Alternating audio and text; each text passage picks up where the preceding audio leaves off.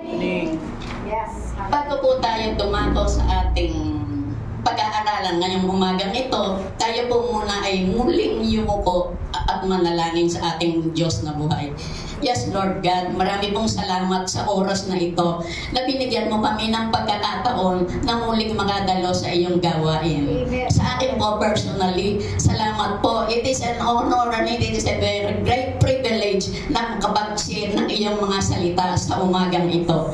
Kaya sama-sama po kaming nananalangin na ang iyong banal na espiritu ay sumaamin sa oras na ito mula sa umpisa hanggang sa matapos ang gawain. May your holy presence be felt by each and every one of us this morning. This we pray in Jesus' name. Amen and amen. Ang ating pong devotion, ang ating pong pag-aaralan ngayong umaga nito ay mababasa natin sa Psalm 15 verse 1 to 5. Ganito po ang sinasabi. 1. O Yahweh, sino kayang makakapasok sa iyong templo? Sinong karapat dapat sumamba sa iyong burol na sagrado? 2. Ang taong masunurin sa iyo sa lahat ng bagay at laging gumagawa ayon sa katwiran, mga salita'y bukal sa loob at pawang katotohanan. 3. At ang kapwa niya'y hindi niya sinisiraan. Di siya gumagawa ng masama sa kanyang kaibigan. Tungkol sa kapwa'y di nagkakalat ng kasinungalingan. 4. Ang itinakwil ng Diyos ay hindi niya pinakikisamahan. May mga may takot kay Yahweh, kanyang pinaparangalan. Sa pangakong binitiwan, siya'y laging tapat. Ano man ang mangyari, salita'y tinutupad. 5. Hindi nagpapatubo sa kanyang mga pinautang. Di nasusuhulan para ipahamak ang walang kasalanan. Ang ganitong tao'y di matitinag kailanman. Salamat sa pagbabasa ng kanyang banal at makapangyarihang salita. Diyan po sa verse 1, O Yahweh, sino kayang makakapasok sa iyong templo? Sinong karapat dapat sumamba sa iyong burol na sagrado? Yan po sa verse 1, meron pong mga katanungan. Ano po yon? Yan po, sino po ang makapapasok sa templo ng Diyos upang tayo ay kanyang pagharian? Sino ang karapat dapat sumamba sa iyong burol na sagrado? Amen. Ano ang mga katangian dapat nating taglayin para tayo ay makapasok sa kanyang kaharian? Tingnan po natin kung ano ang sinasabi ng verse 2. Ang taong masunurin sa iyo sa lahat ng bagay at laging gumagawa ayon sa katwiran, mga salita'y bukal sa loob at pawang katotohanan. Amen. Amen. Kailangan po masunurin tayo sa lahat ng bagay. Mga bagay na ayon lamang sa kalooban ng ating Diyos. Para mabigyan natin siya ng kaluwalhatian. Para mabigyan natin ng luwalhati ang ating Panginoon at ang ating Amang nasa langit. Isa pa, lagi tayong gumagawa ng mabuti. Mga kabutihan ayon lamang sa katwiran ng Diyos. Kailangan po ang lahat ng ating sinasabi ay bukal sa ating puso, bukal sa ating loob.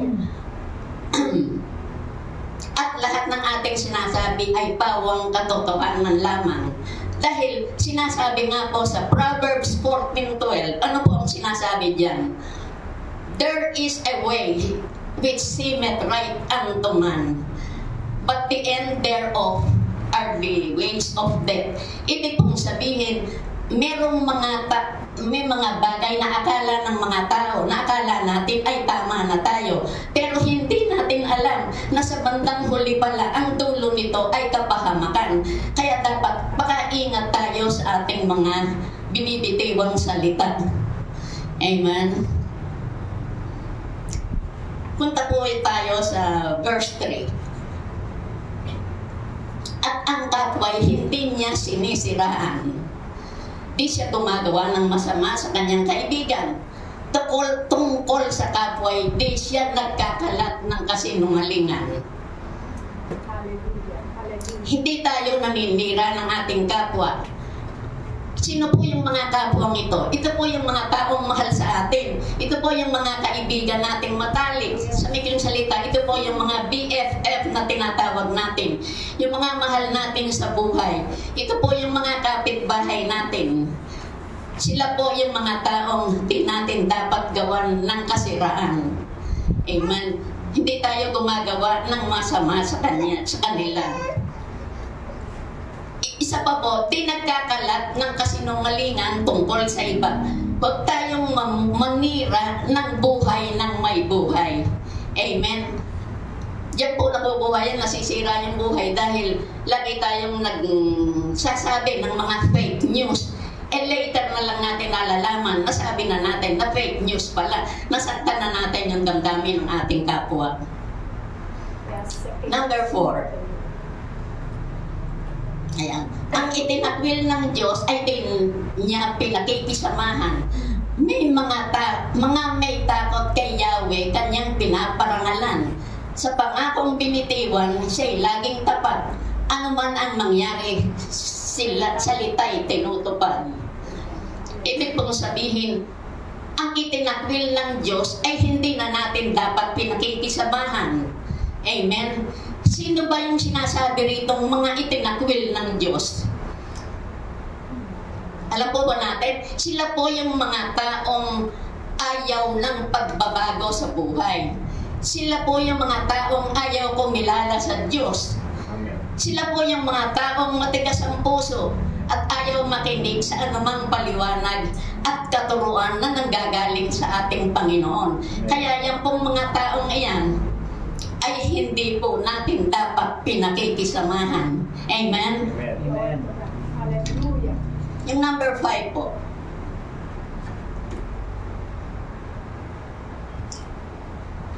Yan, maganda po yan. Alam po natin lahat yung patakaran na yan.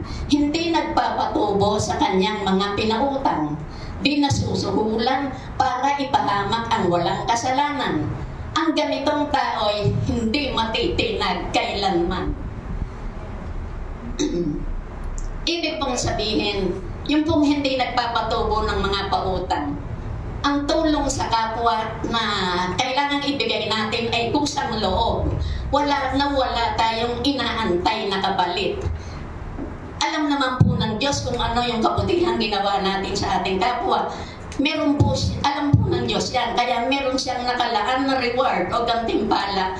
Yun nga lamang ay antayin natin sa tamang panahon. Let us wait patiently sa reward na nakalaan ng Panginoon para sa atin, sa ginawa nating kabutihan. Hallelujah. Sinasabi po sa Proverbs 19:17, parang pagpapautang sa Diyos ang pagtulong sa mahirap. At pagdating ng panahon, ang Diyos ang magbabayad. Amen po ba? Amen. Ang ganda po niyan. Parang pagpapautang sa Diyos ang pagtulong sa mahirap. At pagdating ng panahon, ang Diyos ang magbabayad. Yan po yung sa Proverbs 19:17.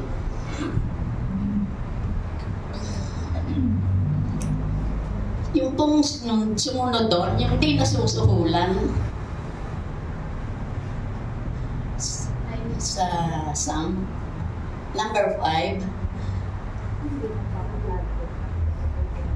hindi nagpapatubo sa kanyang mga pinautang, di nasusuhulan para ipahamak ang walang kasalanan.